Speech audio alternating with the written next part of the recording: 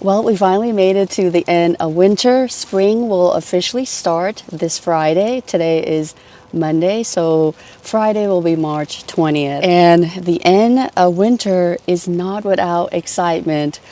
Later on in the evening, we're gonna get freezing temps. 31 degrees is what the forecast is stating, but I'm pretty sure it's going to be 1 to 2 degrees lower than what was stated. And the next 2 days they're gonna be in the upper 20s. And then I'm pretty sure we're gonna get a frost on Thursday. Friday is going to be a gorgeous day.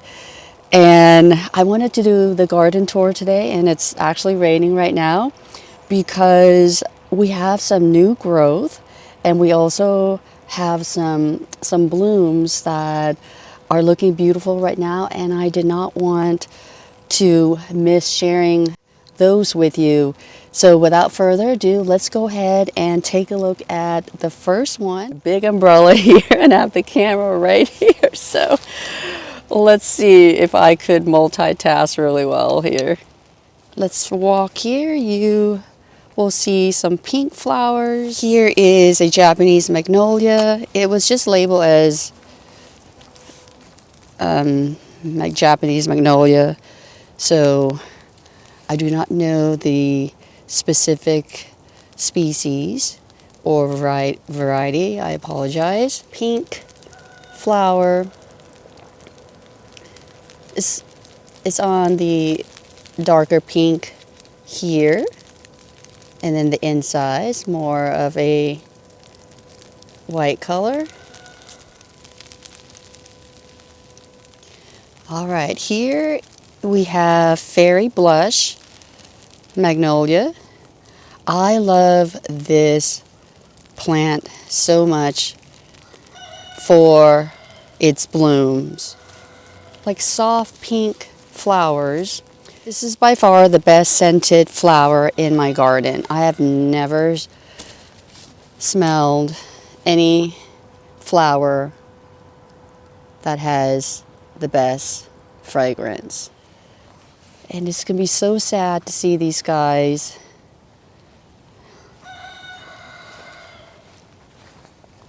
these blooms get damaged.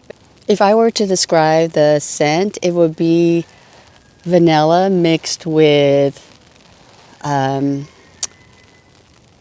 bananas and a hint of something. So it's hard to describe it, but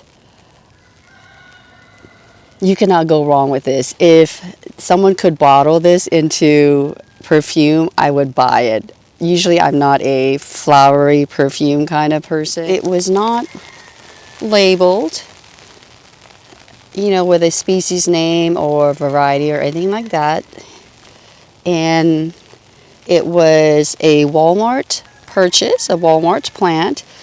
In 2016 was when it was purchased. This is the first plant I remember in high school or even younger. I remember seeing our neighbor having this plant, and I was like, that's the plant that I want when I have my own house.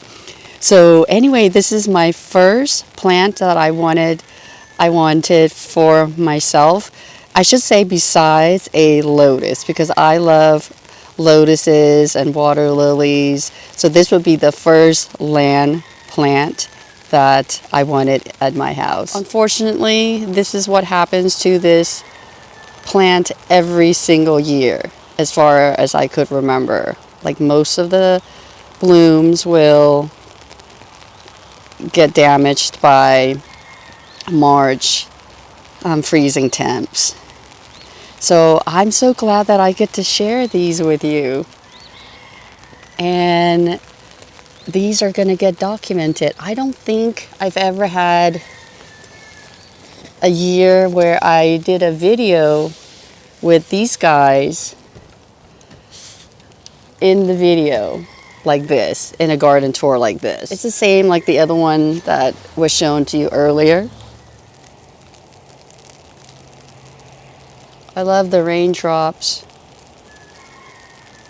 on the foliage. These are iris and sawdust. Look at the heucheras. I cannot remember the variety of these guys. One of them died. That was around this rock in front of you. That one was really small. These were divisions actually, so I'm so glad that they are getting bigger.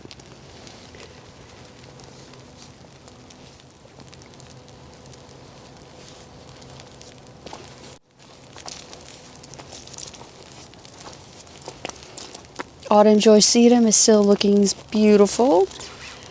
We'll not be cutting those off until after our last frost date. But you can see, look at the beautiful growth. I wanted to show you this. So as you recalled, I did a video on, plants that were purchased, I believe in April of last year. And this was one of them. This was the purple sprite creeping phlox. I think that's what it's called. And it is blooming right now. So one plant was divided into two, so that's one clump. There's another clump. Wanted to plant the purple variety here so they could complement with the yellow. Look at that. So I'll have to divide again and have this area full of purple blooms. Please excuse the hose. I was having the hose here and all the way up there because I did move 4 fruit trees and they're up on the hill there. We can show you those maybe in the spring for a spring garden tour. So anyway, I need to go up and show you the blueberries. Look at the blueberry blooms. Poor guys. I know that more likely the blooms might be damaged. That is so sad. Look at how many of them are there, loaded with blooms. Let me see if I can focus better for you.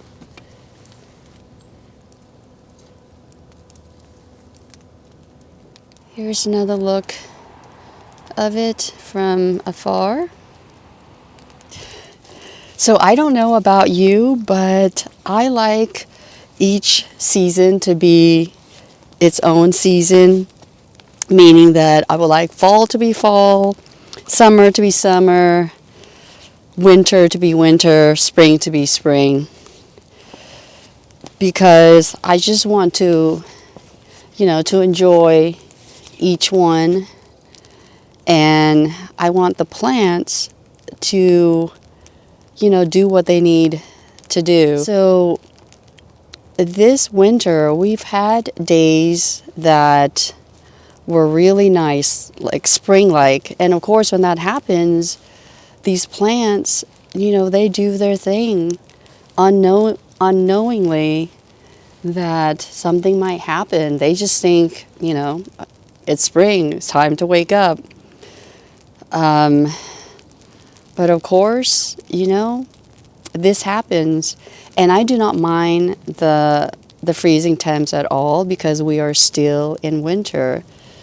Because, having cold weather, having an actual winter is really good. I did not appreciate that until I became a gardener, when I became more of an experienced gardener. Winter, I look at it as a reset time where things like pest pressure, if you do have a lot of pest pressure, a lot of it will go away. A lot of your pests will die off during the winter. Just imagine if you didn't have winter, you're going to have a lot of pest pressure. And I have seen that when we had like mild temps.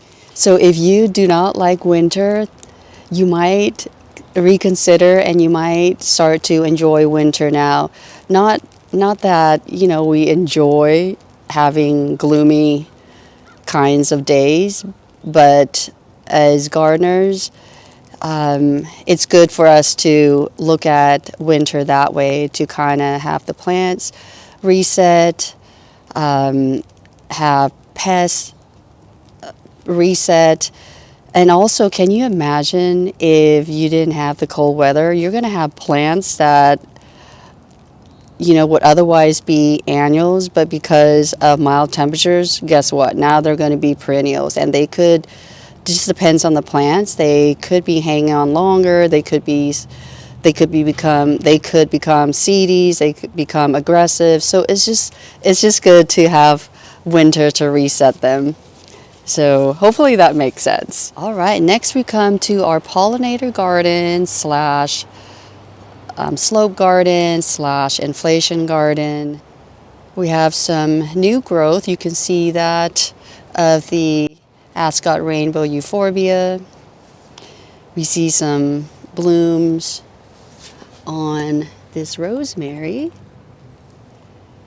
and a little bit more blooms right there. And we got some daffodils down here. These were put in late, not last year, but the year before. So that's why they're in little clumps here. But look at that. We get to appreciate the blooms here. These are actually later to bloom. Could be because they're a lot younger, I'm not sure. Look at that, pretty. And look at the lamb's ears. Remember, these were pruned back, but I did not come here to cut or prune off the stems that I did not want yet. And look at how lush they are looking right now. Beautiful. All right, so more lamb's ears that are looking so pretty right now. And if we come down, you notice that we have this bright green ground cover. I think this is such an aggressive ground cover. And look at my umbrella. It just left me. I need to figure out what to do with this. Obviously, it's going to keep spreading and spreading, and I need to rein it back. It's going to take over some of the ground covers that I do love, like this John Creech ground cover right here, sedum. But it is doing its job in covering up this space for sure. We just need to rein it back. All right, umbrella. See that? So these are more like buds. Yes, these are buds. And when they open up, they look like this. I love it when they look green like this.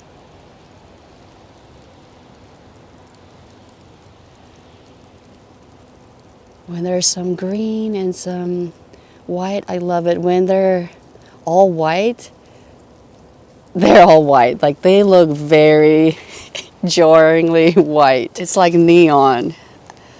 Don't you just love this better? It's nice green bloom heads or buds, bud heads. And if we come down, we see this Loropetalum. We see some blooms. I do not know which variety or species this is. I think it's Purple Daydream, but it could be another one that I got on clearance. And I do not know the name of that one, but it is beautiful. Here we have elderberry. I did make elderberry syrup last year. All right, and then here, this is Sugar Tip Rose of Sharon. Look at all those nice growth. These might get damaged. Here is purple. Well, this one is more on the pink, magenta phlox. I love this one too. These guys, they can get pretty aggressive, so I'm okay that they're going to get reset. I think I will donate one of them to our plant sale. Flushing out, or close to.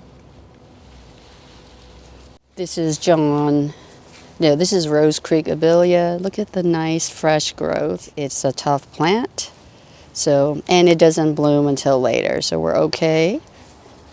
Look at this guy. I talk about this plant a lot, I know.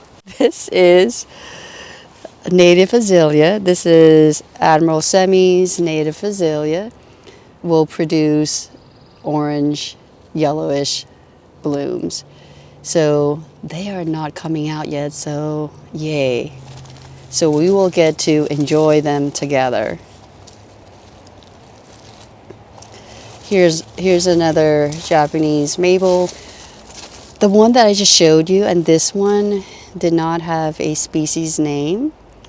So not sure what they are, but this one I'm pretty sure is a blood good Japanese maple because it retains its purple reddish color from spring until the fall, I believe. Yeah, because in the fall I think it does change to a brighter orange color. Don't quote me on that. Why don't I remember this? Anyway, pretty much staying the same color is a good way to put it. Next to it is this banana shrub, and it produces beautiful small yellow blooms, yellow whitish blooms, and they smell like bananas. So I could be working like around that general area and you could still smell it. So the fragrance does travel, and depending on if you have a windy day, you could be out around that general area there. You could probably still smell the nice fragrance. Look at my dianthuses. They are blooming. I think this is just a species dianthus. This is cherry pie dianthus. Show you another bloom.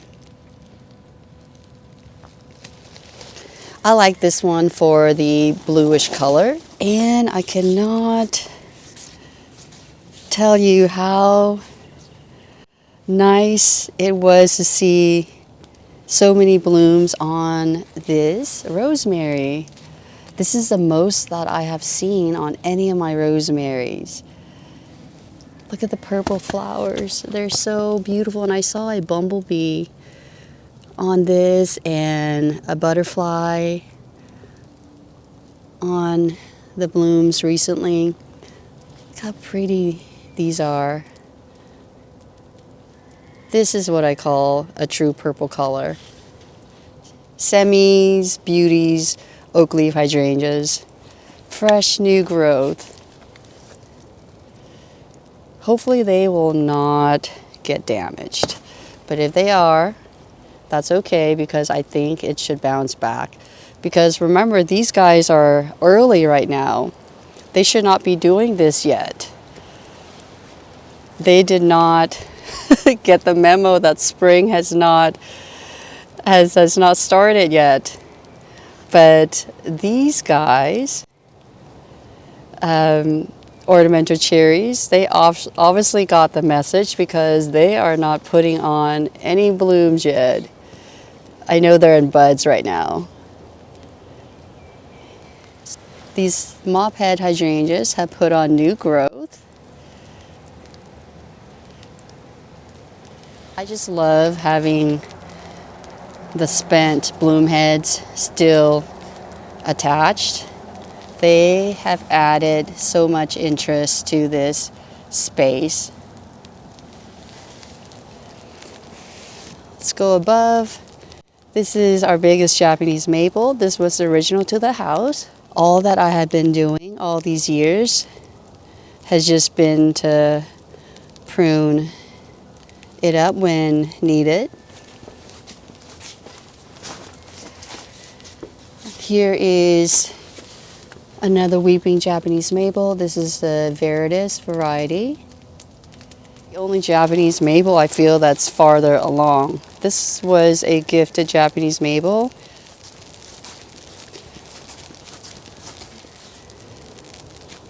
Look at all these camellias. I have 2 of them right here. And they have not been doing good. All the buds here that you see, they're all dead. Believe it or not, these had been put in the garage when the weather was not good, when they were, you know, in the freezing temperatures range. So I'm not sure why they shouldn't be doing good. So anyway, these will come in after this video, along with these other ones that are in containers, just so that we could be on the safe side. So we have hydrangeas, two different hydrangea varieties, and then a native azalea here. Sorry, it's not too clear, and I'm so cold. My hands are so cold, the one that's holding the camera. So we are in the back garden right now, and let me show you an overview. You notice that one of the Stella Ruby magnolia is no longer there, along with the pear trees and the peach tree. So in another video, I talked about how they are pretty close to our leach field, and there was no way that I could dig them up and transplant them. They were just, you know, they were already established over here. The ones that were not, they were transplanted somewhere else. So I am sad, but I think in the long run, it'll be good for the integrity of our leach field and whatever else. That other Stella Ruby magnolia, it may have to be removed too. I'm not sure. I'm still going back and forth. That camellia, that one has to come out too. I just need to figure out where to put it and when to do it. After removing 4 fruit trees and planting them, my back was in pain for a while, and it's still in pain. So I wanna rest my back until we go for the second round. Hopefully sooner than later.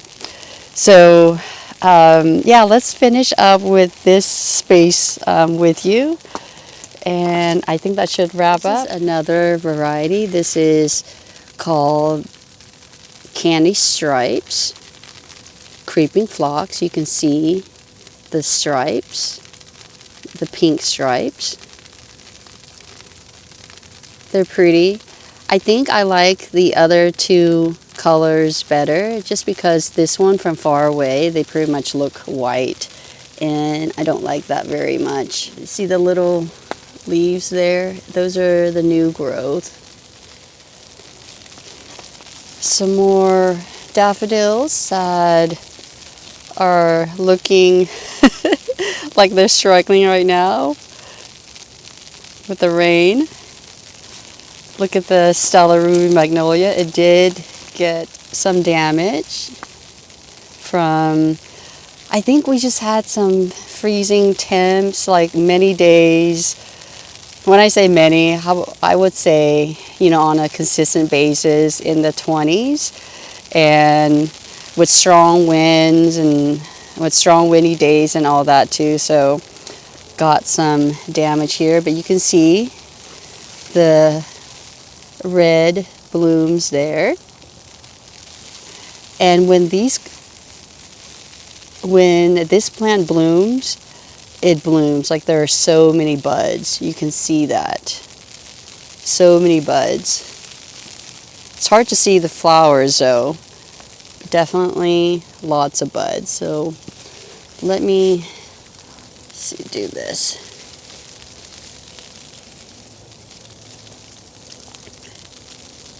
They smell like ripe bananas, just like the banana shrub. This is the biggest flower that I have seen on this. Look at that. Usually there's a lot smaller, so this one has opened up a lot. end has gotten a lot bigger.